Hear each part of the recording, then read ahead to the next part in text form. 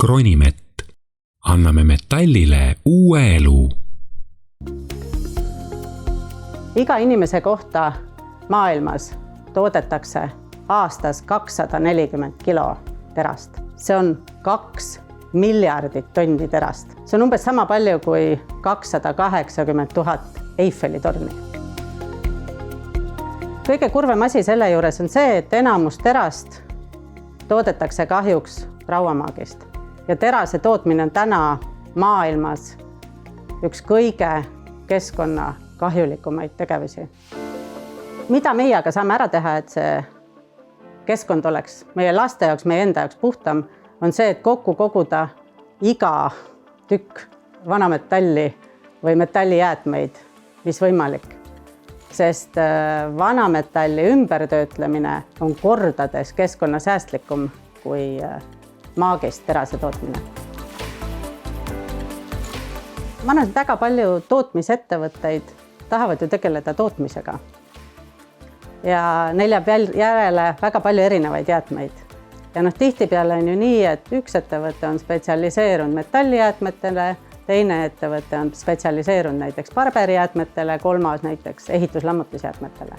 Ehk sellel tootmisettevõttel siis on ju ebamugav suhelda 3 või 4 erineva ettevõttega, mis on meie soov, et me saaksime pakkuda sellist kompleksteenust, et ettevõtetel oleks võimalus anda enamus oma ümbertöötlemist vajavaid jäätmeid, nii-öelda näiteks meie ettevõttele siis. Sellest aastast alustasime ringmajanduse ühe teise otsaga ehk uute terasetootete maale toomisega. Et kui me täna oleme saatnud suure osa oma mustast vanametallist Türgi tehastesse ümbersulatusse, siis nüüd me oleme oma toodete valikut laiendanud ja toome Türgist iseenda vanametallist sulatatud terasetooteid, lehti, armatuuri ja muid terasetooteid ka Eesti ja Baltikumi turule.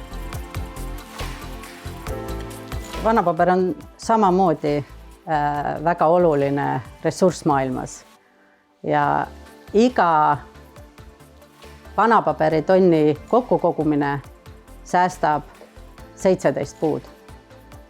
Eesti vanapaber proovibki kokku koguda võimalikult palju eri liiki vanapaberit.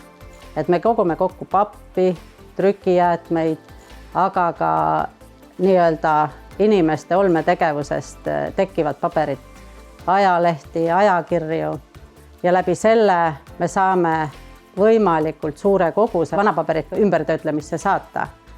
Ja mida siis sellest vanapaberist tehakse? Tavaliselt vanapaberist saab taastoota näiteks tualettpaberit, majapidamispaberit, aga ka uut paberit või mingeid näiteks pakenditooteid. Lisaks siis meie põhitegevus valdkondadele, milleks on metallide kokkukogumine, vanapaberi kokkukogumine, oleme nüüd võtnud uueks suunaks ka ehitus- ja lammutusjäätmete ning tootmisjäätmete kogumise. Et see tähendab seda, et kui mõnel tootmisettevõttel on lisaks metallidele ja paberile ka ehitusjäätmeid, puidujäätmeid, kivijäätmeid, siis tegelikult saab koos muude jäätmetega need jäätmed ka meile nii-öelda üle anda ja meie vastutame selle eest, et need saaksid viisakalt ja keskkonnasäästlikult ümbertöötlemisse saadetud.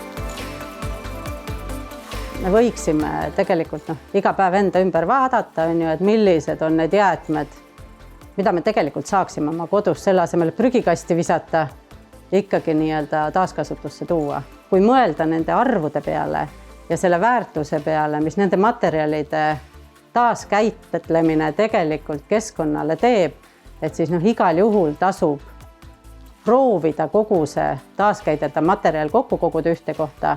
Ja täna meie proovime olla see ettevõte, kuhu sa saad siis kõik korraga ära tuua.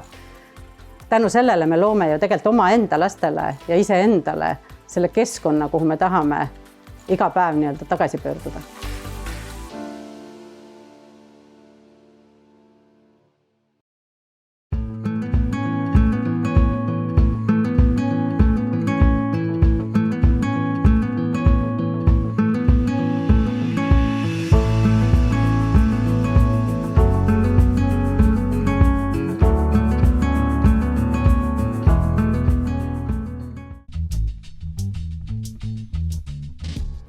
teadsid, et Eestis tekib kuni 90 000 tonni vanapaberit aastas? Et saaksid paremini aru, kui palju seda on, siis toon sulle ühe näite. Kui kõik see paber pressida kokku kuubikuteks ja laduda veoautodele, saaks nendest veoautodest moodustada rivi, mis ulatuks Tartu kaubamajast Põlva kesklinnani. Kõik selle 90 000 tonni vanapaberit saaks tegelikult suunata ümbertöötlemisse. Kuid milleks üldse on oluline vanapaberit sorteerida ja ümber töödelda? Ikka selle jaoks, et säästa loodust.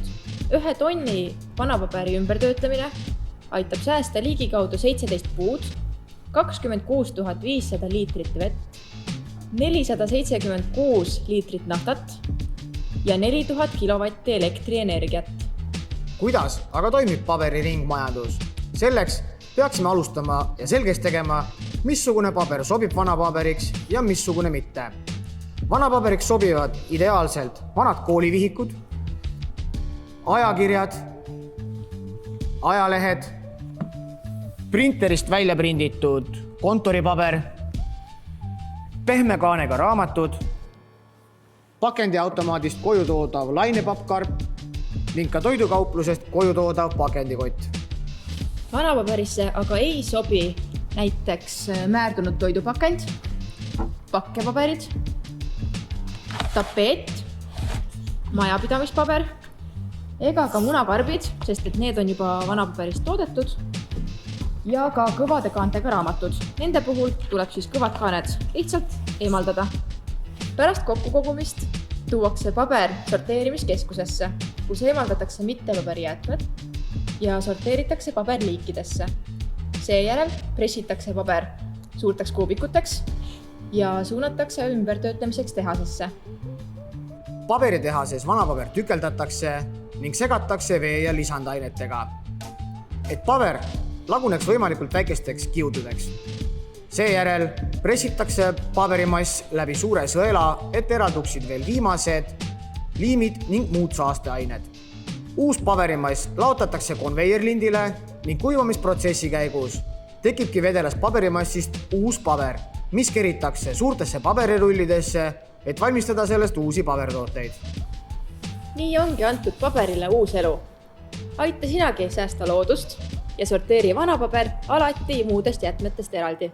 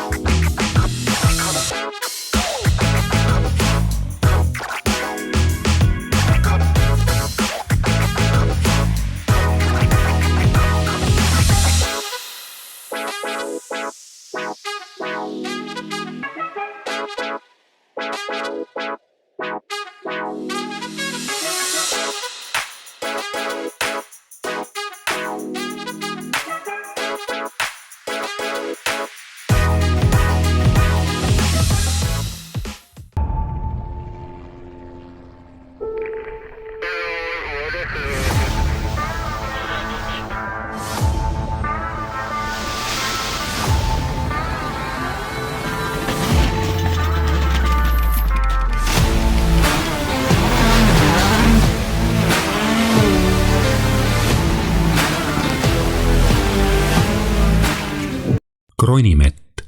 Anname metallile uue elu.